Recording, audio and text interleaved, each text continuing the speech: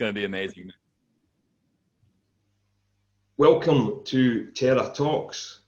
I'm joined with one of my favourite creators, the double act of the one half of Journey to Truth, Kuhn. How are you? Pleasure to be here, man. Thank you so much for having me. Oh, it's my pleasure. It's my pleasure. Thanks so much for taking the time out of your schedule. I know how busy you are. I'd like to start with just talking about how a bit of your background before your awakening, and then your awakening, and then kind of on to where you are now. Yeah. All right. So my awakening happened about 9 years ago, 2012. So before that, I was Christian. I grew up that way. The whole rest of my family is still that. But yeah, I was 25 years old in 2012, and I had my awakening. I was kind of just at a point in my life where it just wasn't working for me anymore. I was like, why do I even believe what I believe? It just like hit me kind of. And that thought never truly occurred to me before that. For whatever reason, it was just triggered all of a sudden. And I started doing my own research on my own faith, basically. Right. And I realized a lot of things that I had been taught and that I just believed my whole life really weren't even in the Bible, or weren't exactly true. And that was kind of the thread that was like, well, if this isn't true, what else am I being taught? What else have I been believing that isn't true?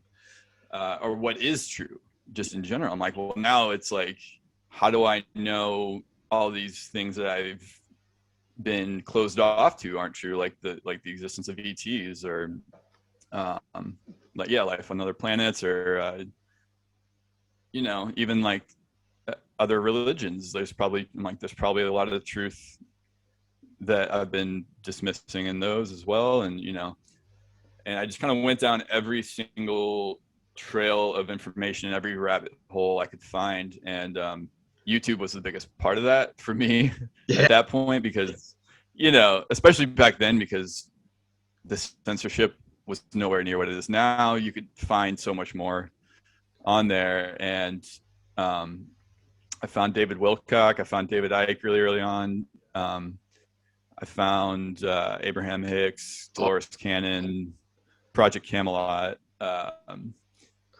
And like I would watch, I want to say David Icke was the first like out there person I found. And I would just watch every video on YouTube. I would just like I was like fascinated, because I had never heard so much of that before, and it was just blowing my mind. And I would research like everything he was talking about, because I wanted to know more about it. And then, but then through watching his videos, I would get like recommended like David Wilcock or Project Camelot or this or that. And then I would watch and then I found David was also fascinating to me, because he got into so much as well. Yeah. That I was just fascinated by. And it was at the same time, like, though most of it was like brand new information to me, and I was it was like connecting so many dots, and lighting like light bulbs were coming on in my mind. I'm like, oh my God, this makes so much sense. Or like, oh my God, like this connects with this, or this explains. There's so many things that like didn't make sense, that when it's coming across this information, suddenly it all like started connecting and making sense. You went deep quick. Yeah. So yeah, literally that whole year, I just like, well, simultaneously, I was it was a hard time, because I was like having this dark night of the soul, where everything I built my life on, my identity on, that I believed my whole life was like, I was like losing that. And then like having this crisis of who am I? What is truth? What is reality? Who am I within reality? And but then I was coming across all this information, and I'm like simultaneously deprogramming and deconstructing that, and my, who I thought I was, and then like rebuilding myself, and awakening to all these things. And it was also this very freeing feeling that, like, I remember it was almost like, oh wow, I don't have to be constrained to this box that I've been in my whole life. Now I'm free to believe what I want to believe, to explore what I, these things, and explore just all of reality, rather than fitting into this one religion box that, oh, this is the truth and you have to stay in here, which is what I came out of. And and ever since, so that was my big awakening. And then I had no one to talk to about any of that stuff. I had no one. I either had like the Christian friends or I had the atheist friends, and I was playing in a rock band at the time. So it's and they were all it was like one extreme or the other, and nothing, black and white, and nothing in between. And so I'd been playing in bands. I've been playing in bands since high school until about 3 years ago when I quit my last band. But so the last band I was in was that band I just started. Me and the singer had started it. I was living with him actually at the time. And he went from Christian to atheist. So he went like the atheist route, and I went like the spiritual route. And then we ended up forming the band with like two other guys. They were both basically like atheists. So, and then like the friends I formed kind of through the band were all basically that. Like I didn't have anyone to talk to about any of this stuff. So I just kind of spent years isolated, feeling alone, just like, I can't talk to. I started like kind of slowly bringing in the ET stuff. Well, actually, my parents were kind of worried about me at first. They thought I was going off the deep end, and especially my mom. But over time, she started like feeling more comfortable with it and supporting me. And now it's like, it's great. But the ET stuff, I can kind of talk to like them about, even though they're not like super open to that, but I think they're like just fascinated by it. So that's great. And then the deep state stuff and the conspiracy, stuff, like, because they do believe in a lot of that, and they know that's true. So they're kind of like, tell us what's going on, tell us what's happening in the world, really. And I'll like give them updates and stuff.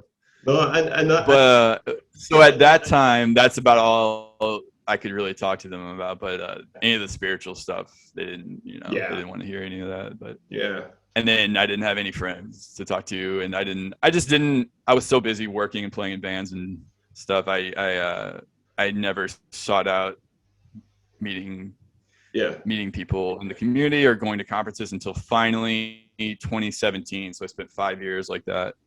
And then 2017, I went to a conference in Mount Shasta, California, and it was one Corey Good and his team put on, and that's when I first met people in person, like truly met people in this community and made friends and got connected to it, and my whole life changed from that conference basically. And Tyler met with so Tyler I met the year after that, which was like the sequel to that conference.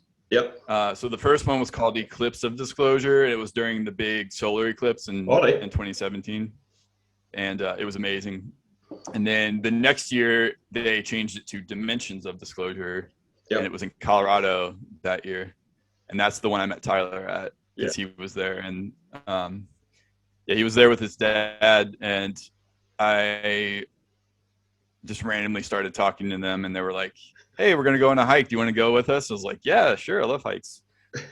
And then on the hike, they're like, so where are you from? I was like, St. Louis. And they're like, oh, no way. We were from St. Louis too. I was like, what? So total synchronicity. And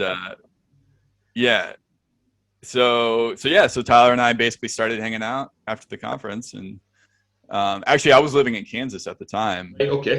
So at that time, I was in Kansas, and I would come home every couple months or so to St. Louis. And then the first time I did, Tyler and his dad all met up, got lunch, and we're just talking. And that's where the idea for the podcast came up. I actually brought it up, and we were both yeah, that sounds awesome. Let's do that. Even though we had no idea what we were doing, we had never done anything. Best idea. We just jumped into it. Yeah, we just jumped into it, and then we're like, just through people we had met at conferences and in the community, we just messaged everyone we could think of that would be a good guest, and we're like, all right, we're gonna do it once a week. Yep. We've stuck to that ever since, and we've had all these amazing people on just through starting to make these connections, and it just kind of took off. Yeah.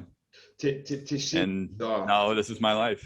Yeah, I mean, to see where you are. I remember watching the first video, and you weren't on screen, and you were just kind of talking, and then I think you had Tyler's dad on, and then just watching you evolve through using the technology, getting used to how things, and then, I mean, you're talking about some of the biggest, some of the speakers that you've ever done. You're talking about, Corey Good, John DeSouza, Laura Eisenhower, Alison, I mean, Kate Awakening, Yeah. Alara. I mean, I'm doing a disservice with the people that you use, and you kind of won 3-4 weeks ago. It was a two-parter. The guy, it's the first time he's ever spoken about the secret space program, and you guys deliver it. So thank you. See, I'm going to say it, see from a fanboy point of view, right? To see from where you were, evolve, and now whistleblowers are seeking news guys out and go, hey, I've got something to say, and I want you to deliver it. And you also covered the election. You guys, the 3D stuff, yeah. Yeah, there's no, the main thing is, the kind of, there's a lot of spirituality, a lot of great stuff on disclosure, secret space program, but you just don't cover that, the healing, the quantum healing, all these things. But to have people really, coming to you and going, look, I've never spoke about this before, and I want you guys, and you're like, this is the way mainstream media used to work, that they would go, here's an exclusive tonight. We've got, so-and-so whistleblower from where. And it's so bad now that, it's controlled narrative now that we've got creators like you guys and others that whistleblowers are coming to. And it's like, I mean, if Julian Assange was in the jail, would he be phoning up you guys and going, hey, I'm going to cover on this? Do you know what I mean? So, yeah. That would be amazing. Oh wow! I mean, Julian Assange, yeah. I mean, yeah, man, let's do it. You've got a hell of a target in your back, but hey, let's go for it. Yeah. We've already got a target on our back, I'm sure. And I said, sure I've said this to you before on social media that anytime you cover the secret space program, the censorship that you get hit with is insane. Your videos, they take them down, don't they? You get trolls. I mean, they're just, it's like every troll in the world just comes and hits you guys in the live chat and various other things. So what's that like to do? Oh, yeah. I mean, I think we expected it going in. I think we've actually gotten way less than we thought we would going into this. So in that sense, it's actually, we're kind of amazed that it's like, for one, we still have a YouTube channel, because obviously we've seen so many channels get deleted or demonetized, and somehow we're slipping under the radar with that, or we're being allowed in some way or protected. I don't know what's happening, but somehow we still have a YouTube channel. But yeah, we've been deleted off of, we've been deleted off Facebook, Instagram, Twitter, Spotify, and Linktree. Linktree? Yeah, Linktree. And we're the only ones we know that have been deleted off Linktree. And we've talked to a bunch of people that have it, and they're like, no, we still have it. Somehow we got singled out on that. But our YouTube is stayed for some reason. Like we've had, I think 2 videos get deleted off YouTube before they could even premiere, and both of those we talked about the jab, or our guests talked about the jab, and they cited medical misinformation as why they deleted it. But we've talked about it in other videos, honestly, and then we've also talked about many other things that the establishment doesn't like. Yeah. But but like right now, it seems like the vaccine is like the big thing that they're pushing, and they're also censoring the opposing, views and stuff. And like it's like any video in the last few months, if we mention it at all, the video gets deleted off YouTube. That's crazy. When you think it's pretty crazy. Yeah, even when you look now daily, there's stuff coming out. Like Israel, even in the UK, even the media is coming out about, the job, and you could say 4 months ago, oh yeah, you get protection, it'll be the unvaccinated spreading it, the virus, and now they're saying, well, 70% of the folk in the hospital are actually double vaccinated, and it looks like the unvaccinated. What does that tell you? Yeah. So, and it kind of goes against your whole narrative that's protecting you from the virus. Yeah. If most of the people getting COVID are in the hospital for COVID, I say COVID because it could not, but still, like, they're saying they have COVID and they're mostly all vaccinated. Yeah. So that means by basic logic, you're better off not getting the vaccine. But what we know is, like, the vaccine is what's actually putting up most of these people in the hospital. Of course, they're never going to tell you that. And that's what's actually making people sick and killing a lot of these people is the actual vaccine that they're telling you is protecting you. It's the 100% opposite. Yeah. And I know quite a few people that have been vaccinated, and they're out in the marches once a month because of the vaccine passport. So even though they made sovereign choices, I know a couple of people that were kind of against it, but I've said, and I know it kind of goes against some people, but if my gran was still alive, and when my views align with kind of use guys, that not knowing how long she get left to try and fight to get in to see her, I'd likely 100% just go, do you know what, just give me it, because I don't know how long I've got. I'll maybe take this bullet, chances in the other end, just so, I can't pigeonhole everybody in, but in the same sense, the people that are still sticking to the narrative, knowing that they're sick, knowing that the data is coming through the mainstream media to say, look, it's 70% people, in the hospital are double jabbed, and then they're saying, well, you're going to need a booster now, and if you don't have the booster, you can't go on holiday. So, and I heard they're going to start charging you for the boosters, so it's not going to longer be free. So, you know where this is going. Yeah, they got you in the trap, and now they're turning up the heat, and they're like, oh, by the way, now it's this. Oh, by the way, now it's this. That's they've always done. It's playbook. But so I just want to say real quick. So the funny thing is that, like you said, they're even admitting most of the people in the hospital for COVID are vaccinated people, or even most of the people dying from COVID. Oh, they're vaccinated, but they still died from it. Well, they're also it's hilarious. They're also doing this big propaganda push of, oh my God, all the unvaccinated people are getting COVID and dying from COVID.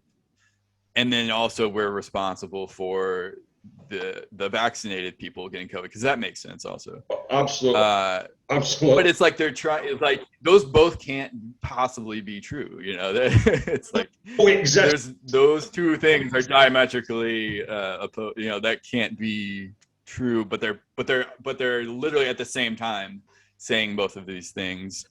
And the people that are, well, that just shows you how, like, our society in general, like, most people are they do not literally think for themselves. They do not critically think at all. They take just what is handed to them from the media or the authorities as truth. And no matter how absurd or illogical or literally crazy it is, and it's so easy when you're not in that state that you just see Yeah. like this this is ridiculous. Like the lies are so obvious, but that just goes to show you how strong the programming is, Yeah. and how we've been socially engineered and manipulated for so long that this is like it's like normal for so many people to Yeah. just, oh, we all believe this and this is true, and they don't question it, and it's like you're in this zombified state, but when you wake up out of that and then you can see it and then you see how zombified people are and you're like, oh So my it's god, this the is real crazy. You know how, again, you made a great point. I loved how you touched on it, social engineering, right? And we know how it's done through movies, through teleprograms. So we've been bombarded now, and especially over the last 5-6 years, The Walking Dead, all these different things. So Yeah. the programming is to think a zombie is this, kind of dead body that still can move and it's going to eat your flesh. But when you're awakened and you see this and you go, how can you not see it? I mean, there was a headline that said, double jab person dies. It could have been worse though if he was unvaxxed. And I'm going, Yeah. This is the headline that does it. This is the headline that just that summarizes it all right there. Yeah. And it's like, all right, it could have been so much. Like, really? So yeah. So he died. So he's double jabbed and he still died. Yeah. But you're saying if he didn't get the vaccine, it could have been worse. It could have been worse than dying. Yeah. Yeah. Or maybe the vaccines are what. You ever thought about that one? And especially, well, here's the thing. So like, so many nurses right now and doctors are whistleblowing on this. They're being censored left and right, as fast as they can. But the ones that are even slipping through the cracks of that are getting out there and they're saying, hey, we're seeing this right in front of our eyes. Like, people get the vaccine, they get sick, or they get the vaccine, they die. It's always, or they get this debilitating illness. It's always right after the vaccine. But then they're saying, we don't know why, or it's COVID, or it's like, no, it's obvious. It's like, they're like, if you took a medication and then days later or right after you get really sick, the doctor would instantly change your medication and there would be no questions. It would be obvious, right? It'd be obvious. Oh, it was the medication then, But there's like this double standard that does not apply to them with vaccines. It's like, oh, it can't possibly be the vaccines. It can't possibly, even though it's obviously the fucking vaccine. It's like there's this crazy like, but it's like, but a lot of them are even saying they know why, because it's so taboo for like the industry and for their jobs. They'll lose their jobs if they speak out of it, and a lot of these people are, but they're like, I can't not do the right thing and speak out. But a lot of them are just, they see it, they're like, yeah, obviously it's about me, but they're afraid to say anything. They're too afraid to say anything. They don't want to lose their jobs. They don't want to be ostracized. It's a hell of a business. The rest of it, because most people that go into that kind of that profession, have got a basic love for humanity. You'll get the odd, percentage that, just horrible, the kind of nurse with the big wart in her face, and she kind of walks about and goes, I don't care, you're just going to die. Oh, there's another body, free bed, move somebody in. But, it must be torn between, I need to speak out, but I've got a family at home, there's restrictions over us, I'll be ostracized. And if I walk away from this, I might be able to do more good by staying here under the radar type thing, so you don't really know, but you're trying to give them that kind of understanding that, listen, see, being awake, right, it's a glorious thing, and but there's times in my own awakening where I thought, it'd have been so much easier not to, just blindly go along and just, still do what I do and just, sit in front of Netflix and, all these things and just plead absolute ignorance to the world and not know the stuff we know, right? Because it's not all, but I think there's more positive from being awake and aware than there was not being, right? And I'm not saying it's a burden, you need big, broad shoulders, because just like you brilliantly described it, it's a lonely, narrow road, trying to reach out. I mean, I'm like you, I grew up in a Christian household. You didn't question the Bible, you lived by the 10 Commandments, and it was kind of mad. And then when you awaken and you go, there's my friends, it's not like in Scotland, you're all into football, you're kind of drinking, and they chasing women, or do you know what I mean? And then when, right, who can I really speak to? And you don't, so it's a lonely fucking road. It really is. And this is where I think, YouTube has got such a reach. And that's why, and it's great that, all these parents are pulling together their own platforms, and that's great, because that's the future. But you want to reach as many people as you can. You've still got to be at Facebook. You still need to be on YouTube. And if you guys can keep going for as long as you can, you're going to still reach more people. Because if I present it like to friends that I know or work, they'll go, oh, YouTube, oh, this is great, it must be quite good. But if maybe you presented maybe, Rumble or BitChute, something they hadn't heard of before, they would maybe be declined, maybe I'm not signing up for this type thing. So if you guys can keep going for as long as you can on YouTube, I think it benefits. Oh, we're planning on it. Yeah, absolutely. Yeah, well, I mean, YouTube has the biggest, the most people are on it, so it's like reach. Yeah, it doesn't make it. It's like, well, we want to be this, this light to people, and get the truth out there, no matter how much hate we get for it, and luckily we haven't gotten nearly as much as we've expected again. So it's been amazing. We still get it. Obviously, we get the trolls. We get that, especially now that we're getting bigger. Like in the beginning, it was mostly only people in this community, because that we would just promote it on like Facebook and groups and stuff. And so basically the only people watching us basically the whole first year were just people in this community that already, were on our radar kind of side with everything, already like, we're like, yeah, this is all true. But then the bigger we got, the more like it was just getting out there on YouTube in general. And now we get people, get people completely asleep, people that somehow find us, and we'll see like the comments like, oh, this is all crazy, or this is blah blah blah, or this is lies, or blah blah blah. And then certain guests, especially if it's like a guest that's more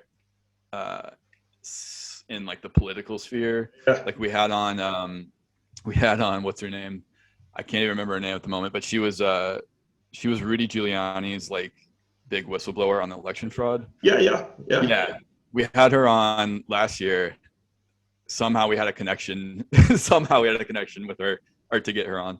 Yeah. And but we got this like flood of just like left wing, like extreme left, like Antifa almost level, that were just like blah blah blah blah blah blah blah blah, just like filling up the comments. And it was like over half the comments were like those people, and we were just like, whoa, what is this? And that nothing ever close to that had happened before. So it was just kind of funny, honestly, to me, to see that.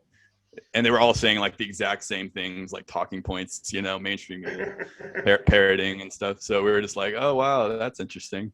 It was really interesting. Literally like so many words, literally almost word for word, saying you could just go to like a CNN article or whatever mainstream, and you see what they're saying, and then you go to the comments and they're like saying the exact word for word. It's like they're just regurgitating, parroting these talking points.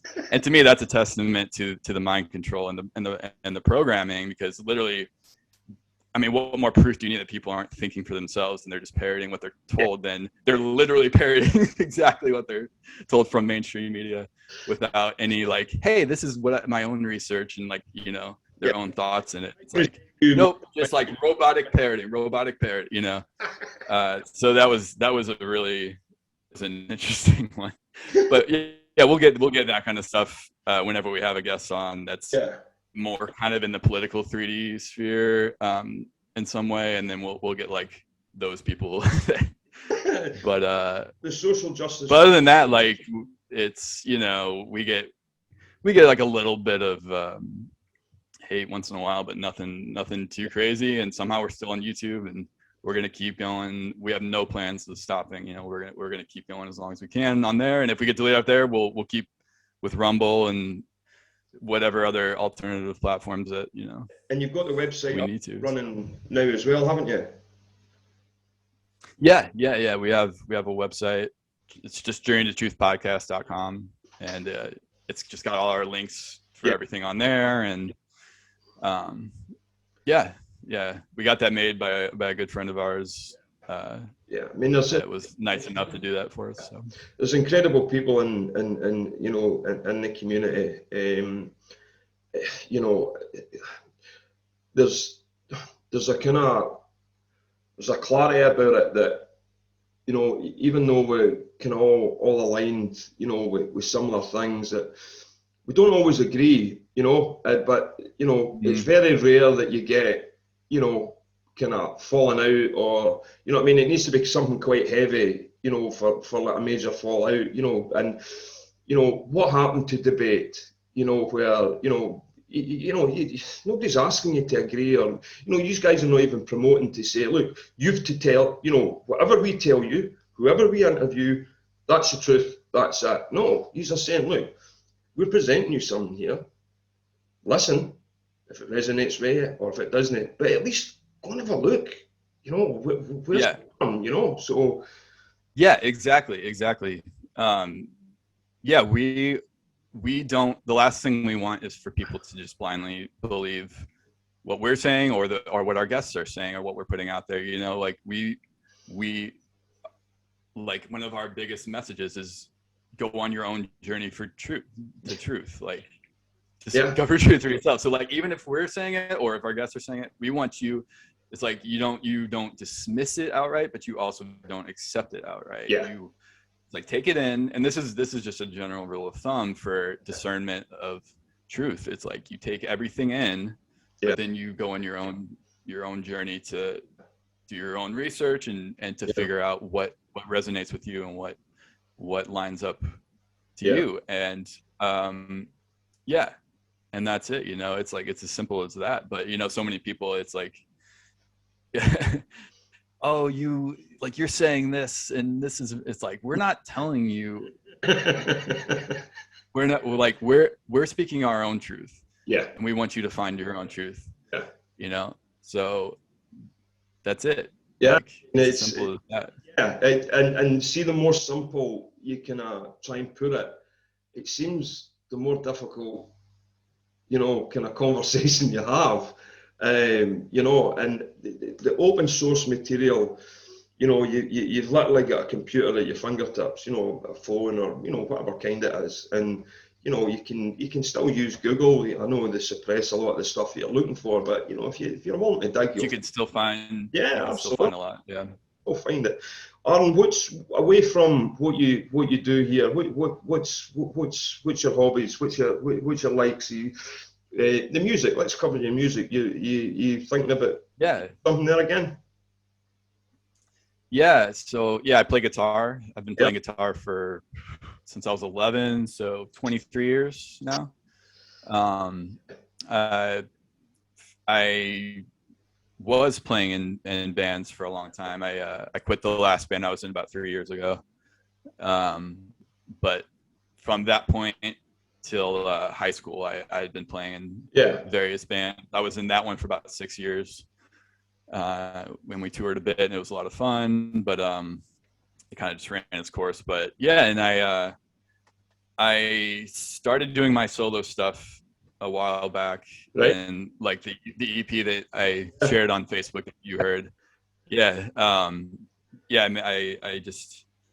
I made that myself. I recorded the drums and guitar on that, and it's fantastic. Honestly, I'm not bullshitting you, like, and, you know, but don't take you, man. I'm tone deaf, you know. I can't sing a tune. I can't hold a note. I can't play the triangle. So me telling you it's good is like, you know, it's, Yeah. you know. But I really, No, but you seriously, that means a ton though. Thank you so much, man. yeah. But yeah, I just am now starting to write again for like just my solos, just solo stuff, and I just need to figure out how I'm gonna record it. So Yeah. I just moved to Portland about a month ago. Yeah, and how's the move went? Oh, it went great. It went great. Um, yeah, I actually like it here a lot. You know, I'm out in like the suburbs right now, but Allison lives in the city. But Right, okay. so yeah, so we're living, you know, separately, but it's great, man. It's I mean, I driving through the city, you see like Black Lives Matter signs everywhere, and It's like Portland, you yeah. see a lot of this like Yeah. left wing propaganda everywhere. Yeah, but I haven't felt unsafe or anything, you know, because a lot of people are like, oh my god, there's like riots there, and like yeah, like that was like 2 blocks downtown, Yeah. for like a short period of time last year.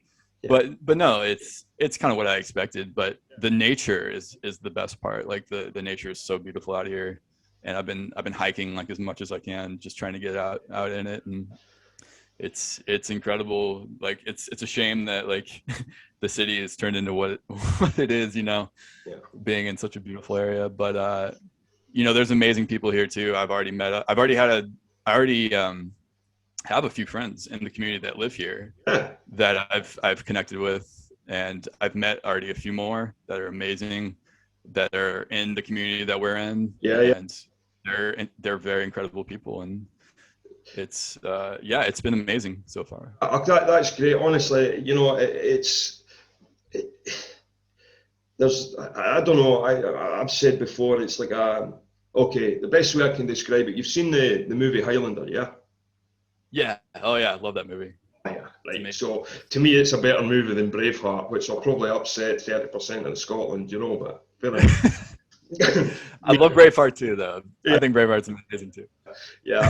They're both amazing. Yeah. No, I'm not a big fan. It's about 80% worth of lies, and then you get everybody going boo, you know. But, Yeah. yeah. You guys are like Braveheart, boo.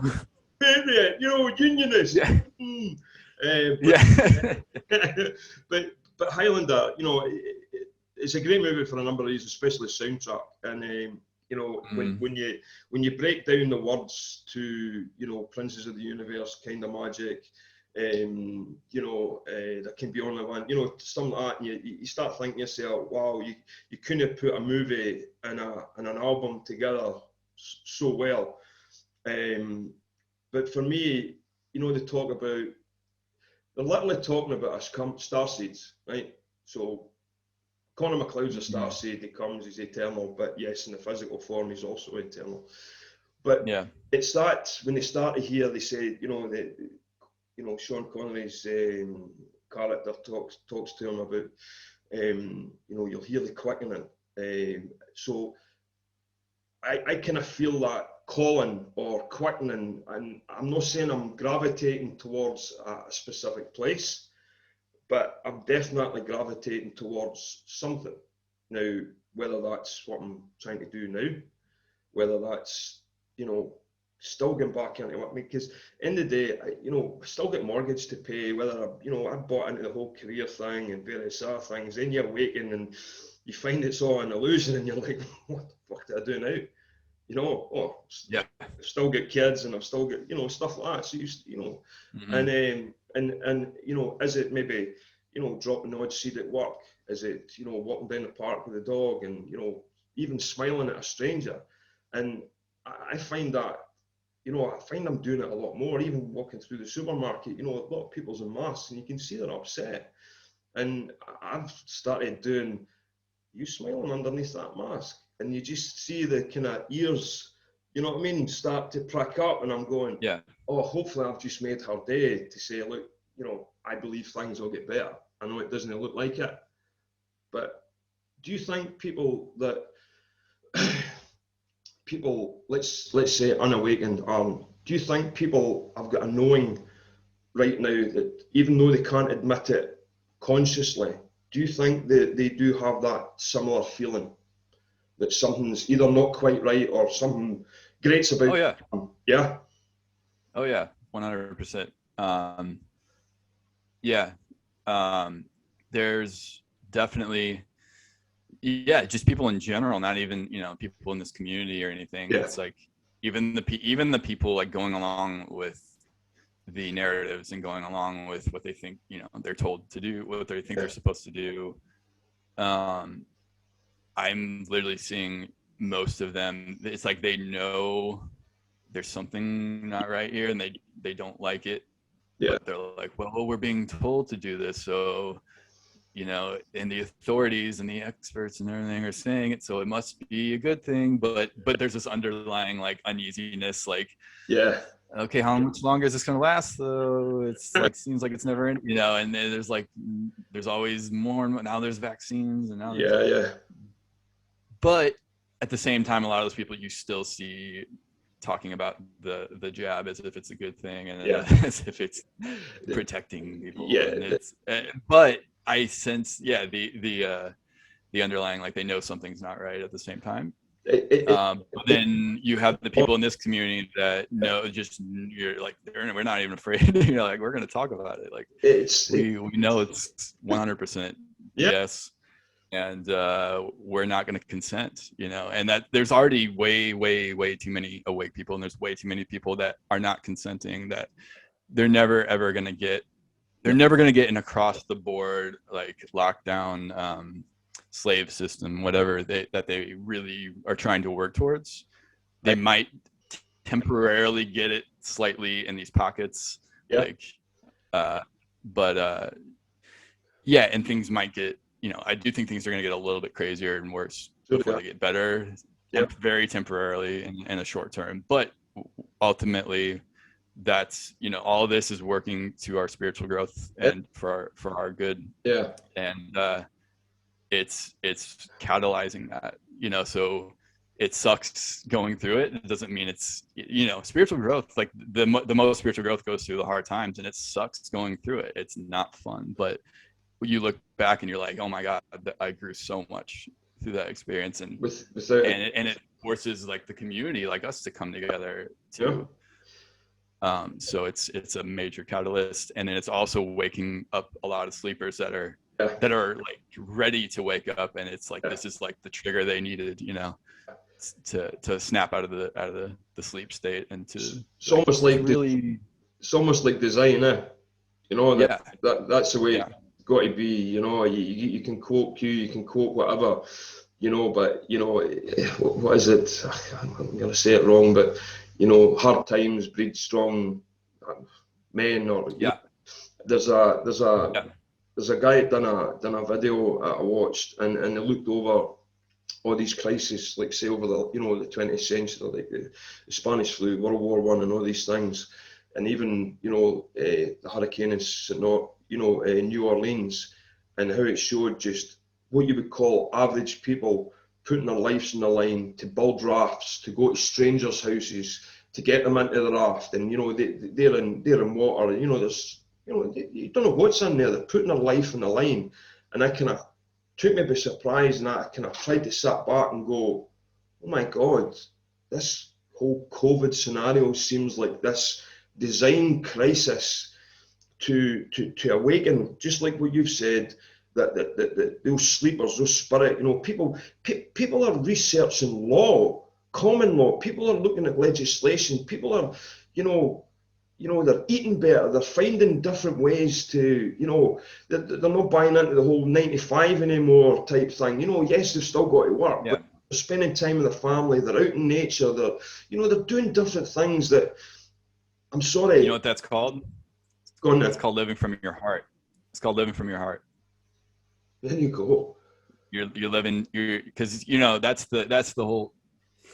Here's the big game for so long that they want to get you out of your heart into your head, and that's how they can program you. You can only truly be fully programmed if you stay in your head. And that's where the ego lives, right? That's where the ego is. Once you get in your heart and you're living the life you want to live, you're doing what you love, what arises, this passion within you, like, you're loving. Swelling You're doing up. what you love and you're loving. Yeah. Yeah, you can't like the system doesn't work with that, you know, and that's why they attack that so strongly. Yeah. But when you get in that state, that's when you truly live. That's when you're like, and you start falling in love with your life because you're living from your true self. You know, you're doing what you love, and you're not submitting to the slave system just because you think it's the right thing to do, or you're scared if you don't do it. And that's the biggest thing. Like, fear keeps you in that state because you're scared not to do it. Oh, how am I going to make money to survive, to feed my family, to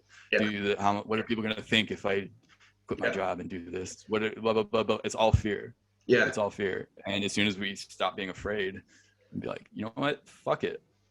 How do I, like, I'm just going to do what I want to do. Like, I'm going to live from my heart. And who gives a shit what anyone thinks, you know? See another thing. See swearing, right? Yeah, exactly. No, right? You know, they say it's the sign of, you know, massive intelligence, and so is being able to, you know, kind of, look, that's both hands, for fuck's sake, you know. So, you know, that's like kind of, that's like Spock level intelligence. So, yeah, you know, exactly. Just get fucking upset. Oh my God, you swore. So? So? Yeah. Spiritual people don't cuss. They don't swear. Thank you. And that's a whole false it's a paradigm of spirituality. And it's the same as, like, you know, I blame all those fucking pictures you used to see, the person sitting in the, you know, the lotus position, and all his chakras are, you know, lit up like a fucking carnival, and it's like, yes, oh, all of a sudden I'm awake. I was hiding under my covers for fucking weeks. You know, nights the soul-eyed fucking entities left, right, and centre. I'm going, what the fuck is this? Nobody told me about this. You know, fucking what's happening to me? You know, starting to see things off in the distance, and I'm going, fuck's Am I going crazy right now? Like, what? Yeah. What the you know, what's happening? You know, but then it happens, you know, and I mean, you know, when I say, you know, I lost my mum in 2015, and then when I speak, oh, I'm so sorry to hear that. But when I can speak to you guys, right? And when I say I spoke to my mum, you know, you talk to that, even to a family member, go, but mum died in 2015, but you go, that's amazing, because you know that, you know, the physical forms just that's so it is, you know, the spirit's internal. And I mean, to have her in the room with me, hold me, Jesus Christ, man, I've never felt, you know, all I can explain is that was unconditional love, but it was something that I've never, you know, felt before. Even Granny came and seen me. She stood here in my dining room, and she was in all her fucking heavenly glory. She had wings, and she literally took me up off the couch. I was levitating, and I'm going, I'm dreaming. I'm literally dreaming. I was conscious, and I'm going, oh fuck me, man, this is, you know. So I go and say that to the kids, or, you know, my sister or something. She goes, fucking, you know, you better go and see somebody, you know. But I can talk to you. Go, fucking hell, that's a hell of an experience. Do you know what I mean? So there's of the spectrum, and you're going, he thinks he's fucking flying. I was. You were, yeah. So that's incredible, man. Oh, I mean, wow. I've been blessed, you know, with the experiences, you know, that I've had, you know, being taken, you know, on the ship and outside Jupiter and the Milky Way, and showing that, you know, other planets. Really? Like they've got like it's like a Thanos kind of, you know, escape plan, you know, type thing. But it was reptilians came in, you know, and I'm like, this is, you know, Christ me, but you only can do that, and you nailed it. You know, they want you constantly in the head. They want you constantly in the ego. They don't want you questioning it. They want you in constant fear. And when you can place your consciousness right in here, I'm telling you, you know, there's nothing. It's unexplainable. There's just, you know, you can feel alone but connected to everything at the same time. and that's where your power lies too. And that's the thing they're afraid of, because as soon as when we step into that, Yeah. that means we're stepping into our power. That means we are creating our reality, rather than what we've been doing is giving our power away to create the reality they want, because we don't realize that. So as soon as we do that, we start creating a reality that we truly want. And they don't have any power. They've been parasiting off of us. They've been manipulating us to create, because they can't do it. And feeding off of us for their food source, to sustain themselves. So the moment we do that, we cut off their food source. They can't survive anymore, and they can't have this, because the reality that we've been creating is like this reality that keeps us in this loop, that's keeping us creating energy to feed them. Fear, all these low vibrational energies, fear, anger, guilt, shame, blah blah blah. So as soon as we get in our heart, all that stops, and we start creating the reality we want that serves us rather than them. They have to go away at that point. And that's what's happening more and more now, despite all. But that's why they're kind of like, they're so last leg desperate right now. Like they're holding on for dear life, because it's all crumbling. And they're just kind of throwing every tool they have, all the propaganda. They're trying to do everything they can. And that's why things are so crazy right now, because we're at this final stage where they can't afford to be subtle. They can't afford to take more time. All these plans they had laid out for years and decades into the future, they're doing it all now. They're literally, we can't wait. We have to do all this now. Literally, that's what we're seeing. It's so and shit now. It's like, let's throw the fucking kitchen sink at them. That's literally exactly. So that's a good thing. That means what we're seeing happen now. Don't get caught up in oh my God, everything's going to shit, and we're all going to be enslaved and this and that. It's like, no, this means they're desperate. This means they're throwing out everything they can, because they're desperate, because they're losing control and they're losing everything, and they're being cleared out. The higher entities and the reptilians have already basically been cleared out, and now what we're dealing with is the surface level humans, 3D level of the deep state and the cabal, and they're just trying to scramble to hold on what little power they have left. And that's all we're seeing right now. So it's going away, but just stay in your heart, stand in your own power.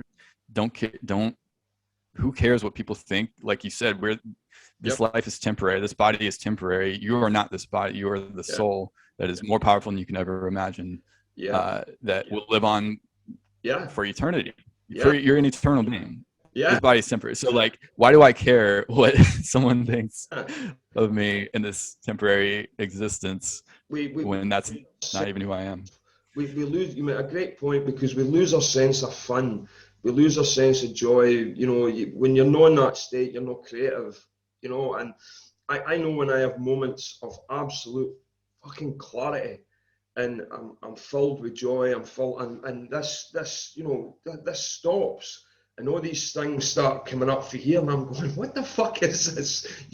Why is all this? So we come on nicely, and this is something I'm going to ask everybody, and I asked Tyler last week. 5D, 5 dimensions, fourth density. What's your perspective on it? I just want to see what do you think it is?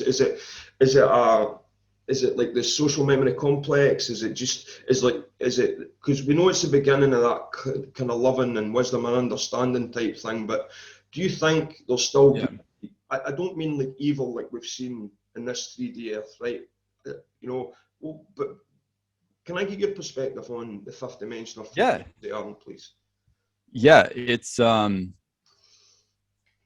what is it? Is it is it another dimension? Is it to me, it's just a higher vibrational reality. That's all it is. It's a higher vibrational reality, and it's a more connected reality to where we're connected to source and to all that is, but we live in this 3D dimension where it's like we have all these illusions of separateness, and it's not readily apparent to us. unless we but then that's why the more you raise your vibration and the more you meditate and do the inner work, the more telepathic you get, the more empathetic you get, the more connected you start. And it's not that it wasn't there, it's just that you weren't sensing it before because you were vibrating lower. And the more you raise your vibration, the more connected you get. And love is the force that's what God is. It's a field that you could call love, and it's what creates everything. It's what all energy is, which creates what we call matter. It's just energy vibrating. That's all it is. And it's light, and light is energy. So the higher you vibrate, the more just connected you get. And that's why we'll start getting more telepathic. And we'll get we'll be able to feel each other's emotions, and we'll be able to feel the creator, the source. We'll be able to feel it. And naturally we're going to create a much better reality being in that state. And then also, so our consciousness is what is creating reality. Consciousness creates reality. So we're going to be able to manifest so much quicker and so much easier. And so I think it's not necessarily like there are different dimensions. But I think what the 5D, that we're going into is we're still going to be physical beings. It's not like we're going to suddenly turn into these etheric, that already exists. We have our etheric bodies. That's on a different plane, but we're still going to be in physical bodies. But we're going to be in this much higher vibration where, love, like the feeling of love, will be just like the baseline natural state, and we'll be so much more connected to each other, and it'll be incredibly amazing and beautiful. I mean, I've got to admit, I'm slightly disappointed that I'm not going to get better looking, right? But I'm do you know what I mean? I was like so looking forward to this crystalline kind of light blue fucking body, but you forget that you already did that anyway. And I'm going, but I want it now. I want it for here. But to I want it now. Fucking manifest it then, But a great point about manifesting. And one thing I did, and I noticed today, a couple of things I noticed, that especially in the motorways, people are driving quite weird. And I don't mean like maybe they're possibly jarred or affected. I just mean that there's a blank stare. People are, driving like not on the lane, but in the middle. They're on the motorway that's, kind of 70 miles per hour, but they're driving at 30. And, I'm get frustrated, but I am. And then when I get frustrated, it's almost an instant manifest that a car will brake like you stop quickly, or the traffic lights will suddenly go green to red, and I'm going, oh, fucking hell, man. And then I realise quickly, which is good because it tells me that there's growth there, that, I'm using my awareness. And I went, that's because I get angry. I manifested anger or frustration. So things started playing against that. And I just, a couple of deep breaths into the heart, and fucking call it coincidence, whatever. Light goes green.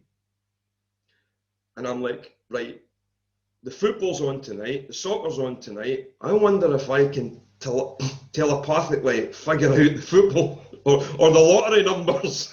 And I'm going, nah, because I'm bringing in karma, $10 million worth of karma that I just can't afford to pay off, You don't want that, No way. But that is great. I love the way you put that, and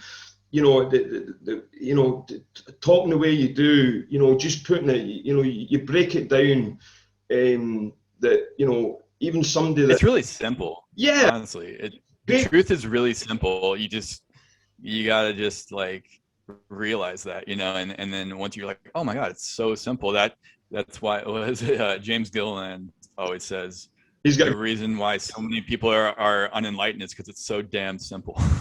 Because we're trying to come from this mental, like making it so complex and like this formula to it, and it's like, no, it's really, really, really simple. But that's why so many people miss it, because they're trying to over complicate it, and they're trying to come at it from an ego standpoint. But it's not ego based, it's heart based, and it's really simple. Can I ask you? We had a conversation once about the Tao Te Ching, didn't we? You've it's something that you've read and resonated with in the past. I have it. I have it right here, actually. Check it out. Yeah, please.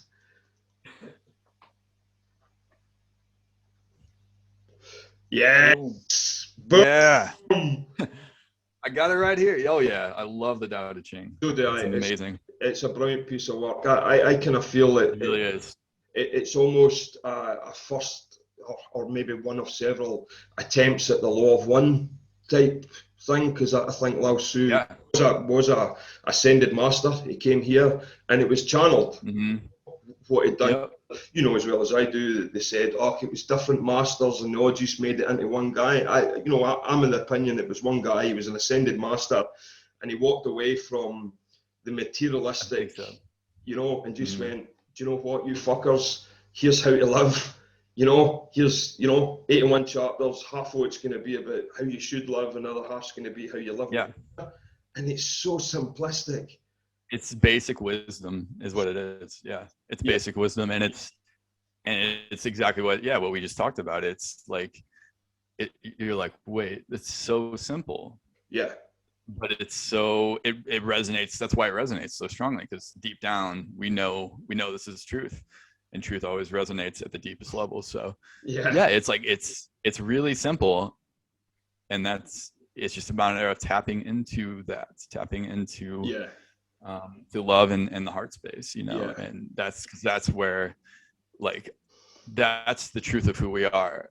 Like this body, all this external stuff, it's a truth of this reality, because it's here, like it's happening, it's this physical form, but it's only on that level. So like the deep truth of who we are is our soul, and is love, because source is love, like I said before. So it's you got to tap into that to really live from the truest, deepest part of you.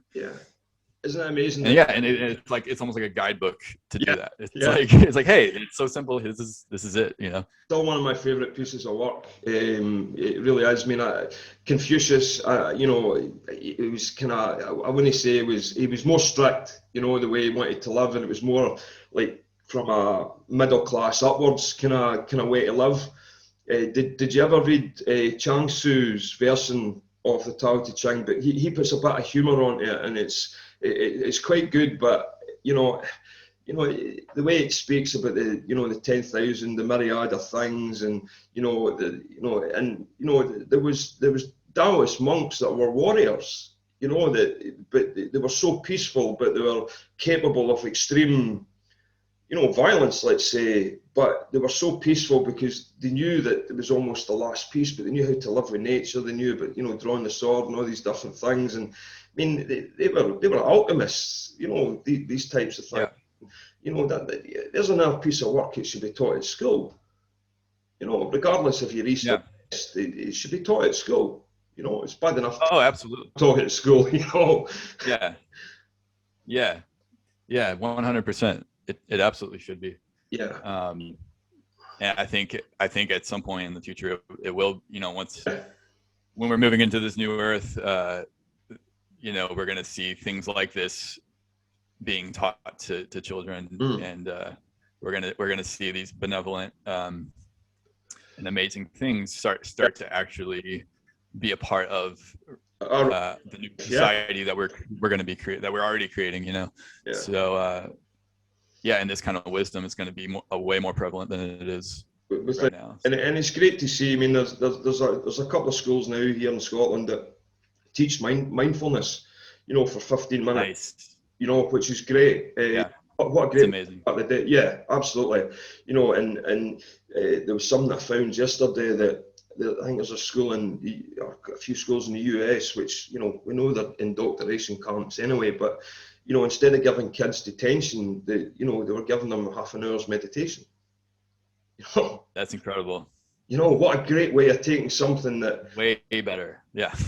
Absolutely. I mean, just a great way to do things. You know, listen, we talk about kind of Alison's last kind of video. I know she did I think she did the session in March, but she released the video in May, and she's almost looking like a prophet right now.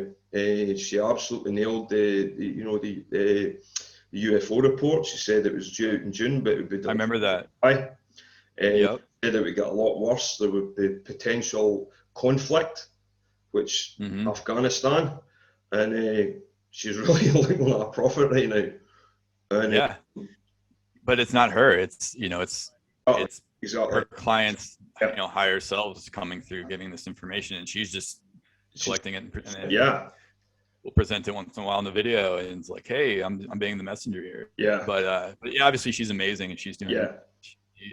She's an incredible person, and she's doing amazing work. By the way, I seen the interview you had. Did you do it live? And she was talking about Egypt, and she was sitting in between the two of you, and she just like for the almost full interview, she's just cracking jokes left, right, and center. Yeah. Hilarious, by the way. I just didn't know she was that funny. She is. I know, because that side of her doesn't come out in her videos, but when she's she is hilarious. Oh my gosh, she's so funny, and she's amazing. Yeah. I mean, I love it. I love her. Yeah, just coming from that natural stage, so funny and amazing. Yeah. Do you know when you announced that was amazing? So happy for you, mate. Honestly, I couldn't think of two better folk, suited together, and when that connection's made. Oh, thank you, man. That awareness, and it does affect. I mean, what she does, you're right. She's a messenger, but she delivers it in such a way, the way she speaks. She's always respectful about the way the clients are, and then. You've got you and Tyler the way you do. So that's almost like an electromagnet, an EMP going off. I can just imagine the laughter and that you're having. But that's energy that just goes boom right across. So Portland's in a hell of a time, a good time. I mean, when if you guys are laughing and joking, just and people need to understand that, listen, I've been in 3 protests, and see the energy is crazy, but crazy good. The love, and they're not sitting talking about deep state or restrictions or this is where we're headed. There's people playing music, strangers are hugging each other, they're singing, they're dancing. And you can literally measure that energy. It's like in American football. If your team's down in the 6th and the team gets right behind them, they find this extra 3 yards and they go on to win. So it's not just about writing to your MP, which is a 3D thing, or going in these protests, but you guys, especially yourself, you go to ESETI, you do these kind of dimensions of disclosure, and you get all those people, like-minded people coming from a heart space, that affects everything. So going against the narrative or breaking the matrix includes those events as well. And I don't 100%. It gets that. Do you know what I mean? They're powerful. Seriously. They're so powerful. Mm-hmm. Yeah, absolutely. And it's, when a group of us come together, like-minded, oneness like that, and with our intent and the same, it's a really powerful thing, and it affects the whole planet. It's been scientifically proven that meditation does that as well. When a big group gather together to meditate on something, or to meditate, like they did 7,000 people meditated on world peace. Yeah. And they scientifically proved that it decreased the global crime by like 72%. It's crazy. 72%. And that was just 7,000 people. And David 7,000 people as well, doesn't it? Yeah. And we're talking, 7 billion people at the time. Yeah. So what? So even if a conference of 200, 300, 400, whatever. Yeah. Even just that, that's massive. Not only on that level, but it's also with each other. It's like activating to each other. When you stay isolated, you're not getting. You're not able to get activated in that way. And when you gather and meet, you know, in person people Yeah. like us, we literally activate each other. We literally have this powerful effect, and it's like this this self like feeding loop that, you know, totally energizes and activates you. Yeah, and again, that lockdown then makes sense from that point of view, right? So they wanted to keep us isolated, right? Because Mm-hmm. you know, Why do you think they want that? Exactly. That's why. We've got to keep these fuckers inside, because if they get out there, if they start marching, if they, you know, even if they're going to the fucking shops, they're connecting, you know, no matter what. And you're seeing it worldwide now. You're seeing Australia stand up, New Zealand, Croatia. I mean, the protests in London, just, you know, but there's no violence. They're singing Bob Marley, they're singing, you know, Pink Floyd. It's just nothing but love. But it's both unvaccinated and vaccinated that's walking together. And seeing the rise of the divine female. I mean, my God, I don't want to divine feminine. Kill them off. You know, they're absolute warriors right now. You know, fucking, I'm staying well out there. Well, not staying out their way, but I ain't testing them. You know. Yeah. It's incredible to see. You know. Yeah, it is. It is. Yeah, it's the, you know, but we're at the same time, we're seeing like this split right now of like, yeah, I know, the most asleep and the most program are like getting more like that, and they're getting we're seeing like this big, and then we're seeing this big awakening happen, and we're seeing, you know, at the same time, and it's almost like at some point, you know, these two vibrational realities that, you know, are two, they can't scientifically, like, they cannot coexist.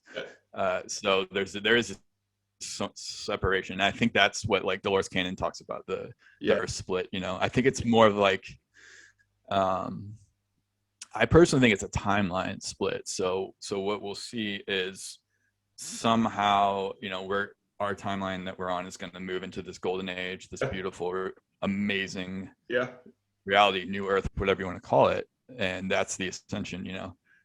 And then there'll be people that experience this negative, and that's what they need on a soul level. You know, it's like we all choose on a soul level the reality that we need on that. You know, that's just where they're at. It's not like a good or bad thing. It's just that's where they're at.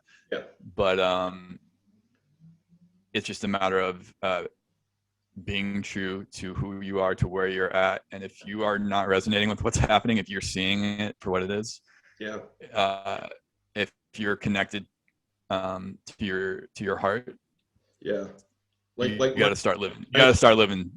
You got to start being true to yourself, and because you know, it's time. So that's the only thing. It's like it all comes down to everyone's got to be true to where they're at. The choice is now, isn't it? It's you know, you know, there's there'll be, I don't know, I mean, I don't know, you just know it's close, whatever it is. You know, I think the biggest fault of mine was you know, listening, you know, to you know, buying into timelines, you know, type thing. And I wasn't maybe giving folk enough credit that, you know, this was just a theory based on that. And then, you know, I was like going, all right, this is definitely going to happen because all that makes sense to me. And then the event didn't come, or the timeline went past, and then folk get upset. And, you know, it's almost like, you know, I think Trump was the catalyst for a lot of this stuff. I mean, if he returns, he returns. Oh, you know, 100%. But he was the catalyst, and you can almost see that he's now got to separate himself from this hero worship. That maybe that's why he's promoting get the vaccination, because he's like, you've got to stand in your own sovereignty. Stop thinking because I ain't. You are. You were told the power is coming back to the people. Exactly. I'm not gonna give you. You got to fucking take it yourself. You've got to demand it.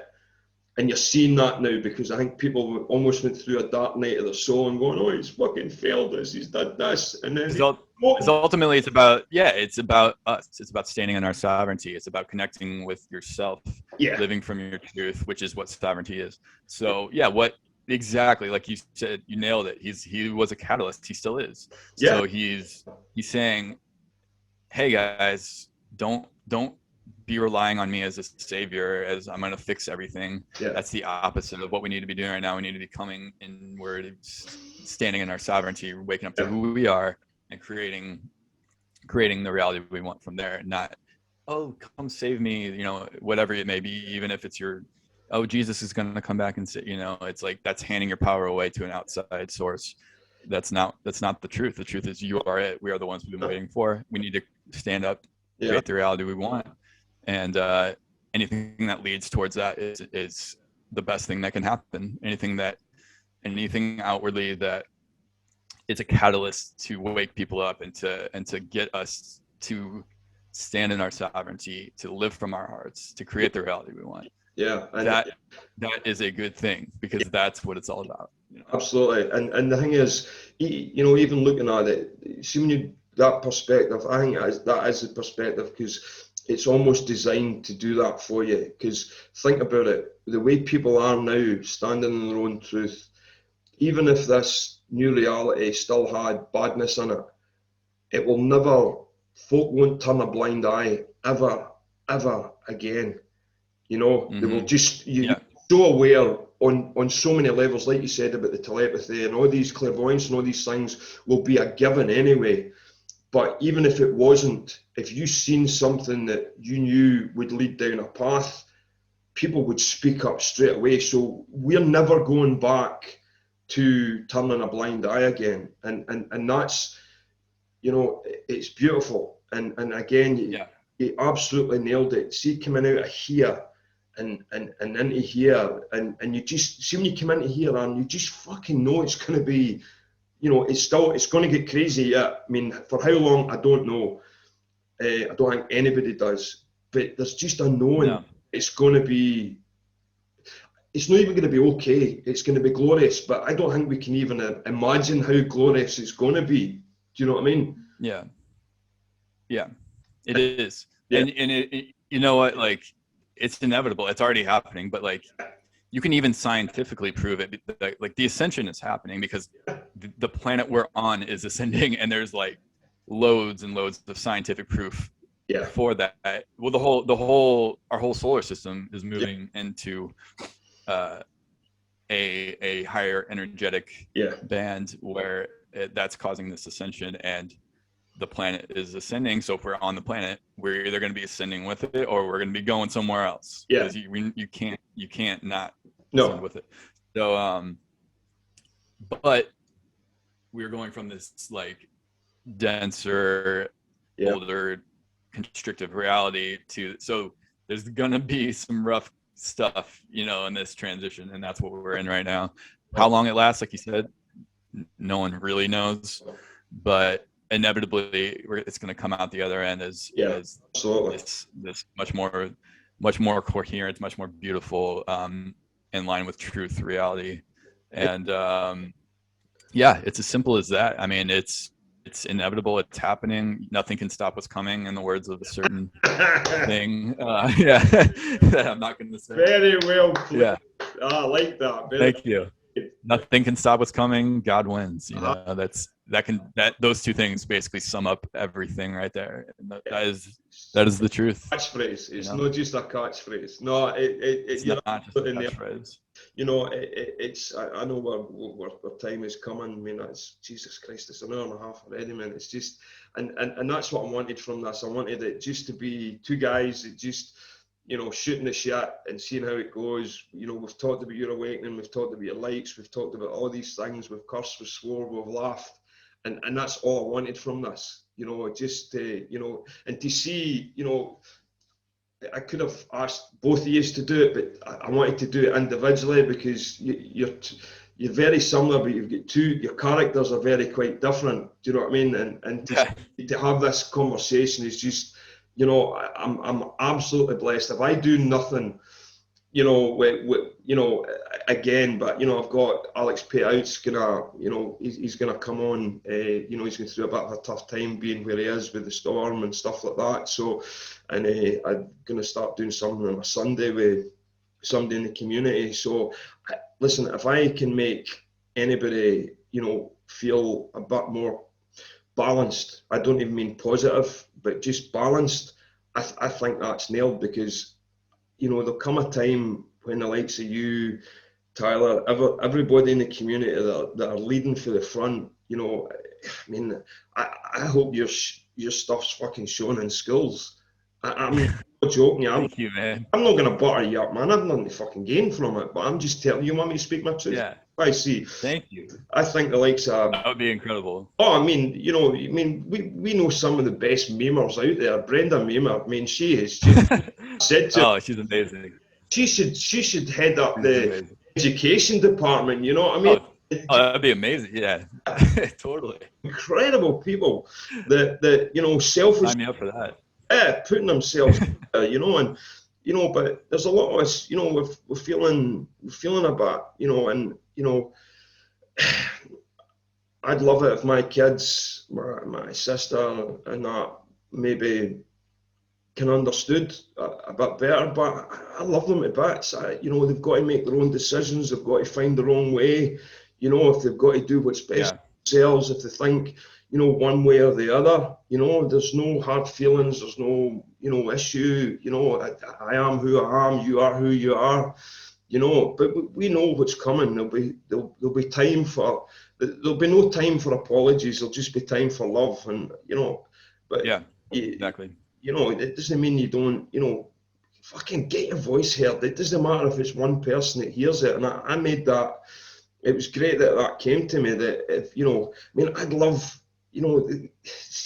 honestly, see the folk I share your stuff with, see when they come back, I try messages and go, folk are fucking, thanking me, and I'm going, you're fucking thanking the wrong person. I just pointed you in a direction, go and message the guys, they fucking answer you, and that's a great thing about you as well, there's no, you've no issue, you'll reach out, but most of them do anyway, Alara and Veris, all the rest of them, they all take time, so yeah, we're headed for a fucking, some place, and, thanks to you guys for all your support. I can, from a personal and selfish point of view, I would hate to see where I might have been if it wasn't for you. And that's how big an impact you've had in my life, not just for what you've produced, but, individual messages, doing this now, speaking to you live. But, you've been there all throughout any time I've, had a challenge, and, I can't thank you enough, man. I'm going to burst out crying in a minute, so we're going to end this fucking really, really soon. Thank you so much. I'm so honored. That touches me, man. That seriously, that makes me so happy. Yeah. You have no idea. So thank you so much, man. And thank you so much for having me on. This has been such an incredible chat. As long as you've enjoyed and it's been a blast, man. Thank you so much. This is getting to talk to you like this you're amazing, dude. I love you. You're incredible. Hey, listen, I I've got a wicked sense of humor. I'm quite a dirty mind, but I think I've, if I can make anybody laugh, if I can even take a bit of stress out of you guys, and stuff like that, I'm funny to look at, and I'm okay with that. I'm truth, man. But honestly, mate, I'm so blessed. I'm so honoured that I think this is. I post your videos in a group called the Scottish Forum, and there's a lot of good feedback. Oh yeah. I told. Oh, thank you so much, man. That's told amazing. Them news too, and they were really a lot of I don't know 100 odd comments were saying they were really looking forward to seeing me talking to you individually, because it's usually just used to. So yeah.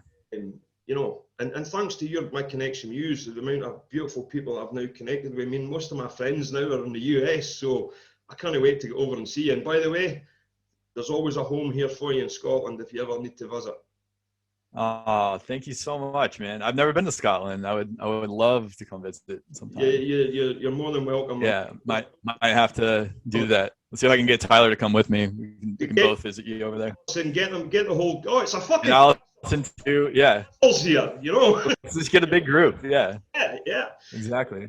Well, I'll speak to you, hopefully a message to twos in a couple of weeks. I'm gonna try and organise something, kind of gather here, and if nice flights and that are possible, I was gonna, gonna invite you guys to be speakers or whatever. So it's just. Oh my gosh. It's just that'd be incredible. Discussion the now with a couple of people, and it might be a good goer. And I said I'd like to, if possible, get used to across. So we can hopefully discuss that in the next, wee while.